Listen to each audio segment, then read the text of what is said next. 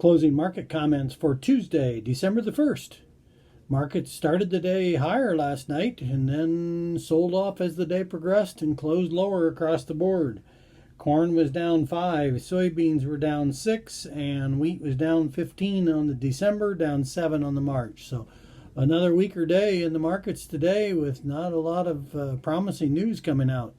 Weather forecast in South America is showing moisture in Brazil and Argentina. Again, they've been very dry, but it is showing moisture coming and has people wondering about the situation. 90% of Brazil's crop area has been drier than normal for the last 30 days, with 69% of the area receiving half the normal rainfall.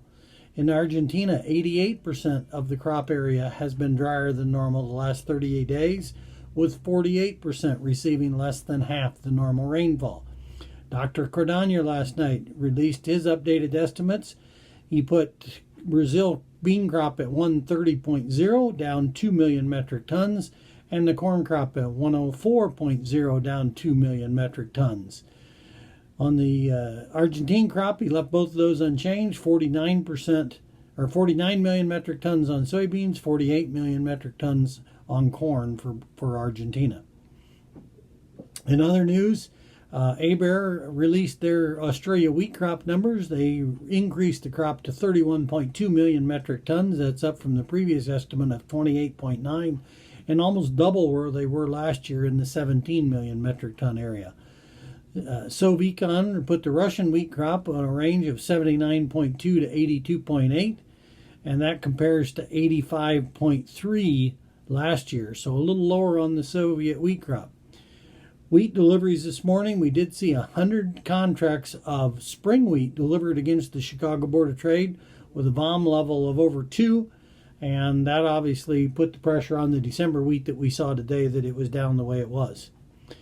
In other news on the markets, funds were big sellers yesterday, selling 27,000 contracts of corn, 13,000 contracts of wheat, and 17,000 contracts of beans. The overall position by the funds was put at 187,000 long and 271 of beans and 271,000 long of corn, short 4,000 contracts of wheat at this time. Not a lot of fresh news to drive this market, and the market continues to work a little lower. We did have a good month in November. Keep in mind the soybean price for the month of November closed up $1.12 for the month of November, even with the down day that we had yesterday. So had we not had that, it would have been up about $1.30 for the month. So strong month. We'll have to see what happens from here. Quiet overall. Thanks for watching. Have a good evening.